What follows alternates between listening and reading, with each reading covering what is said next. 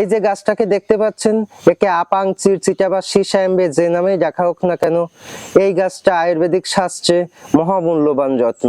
প্রাচীন আয়ুর্বেদিকরা এই গাছটাকে মহামূল্যবান রত্ন হিসেবে আখ্যায়িত করেছে। আপাং গাছের সংস্কৃত নাম হচ্ছে লটজিলা এবং হিন্দিতে একে বিলাই খামসি বলা হয়। এর বৈজ্ঞানিক নাম হচ্ছে অ্যাকিরান্থেস অ্যাসপেরা। আপাং গাছ হলো মহামূল্যবান এক আয়ুর্বেদিক উদ্ভিদ, যা হাঁপানি, অশ্ব বা পাইলস, কাশি, শ্বাসকষ্ট, হজমের সমস্যা, জন্ডিস, চোখের সমস্যা এবং বিভিন্ন প্রদাহ উপশম করতে ব্যবহার করা হয়।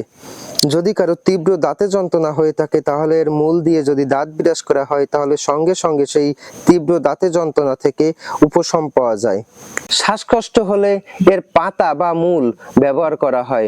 এমনকি যাদের পাইলসের সমস্যা আছে তাদের এর পাতার রস যদি প্রতিনিয়ত খাওয়ানো হয় তাহলে তারা পাইলসের সমস্যা থেকে মুক্তি পায়। তাছাড়া ক্যান্সারের জন্যও এই গাছটা এক মহামূল্যবান ওষুধ, কারণ এর মধ্যে থাকা ফ্ল্যাভোনয়েড ক্যান্সার বিরুদ্ধে সহায়ক ভূমিকা পালন করে।